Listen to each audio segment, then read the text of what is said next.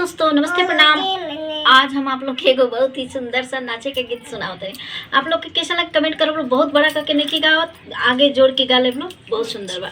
पूर्व के देशवा से आइला एक भंवरवा हो, बस हो भंवरा ना भंवरा हो मरी रैनिया हो, बस हो भंवरा ना आज हमारे रैनिया हो, बस हो भंवरा ना कोई से के बसी गोरिया तोहरे रैनिया हो कि तोहर पियाना आमे सोझिया के बेरिया हो कि तोहर पियावना आमे सोझिया के बेरिया हो कि तोहर पियावना अपनी पिया के भंवरा जेवना बनैबो कि तोह के रखबो ना भंवरा घूंघटा के तरवा हो कि तोह के रखबो ना भंवरा घूंघटा के तरवा हो कि तोह के रखबो ना पूरब देशवा से आइले एक भंवरवा हो कि आजुरतिया ना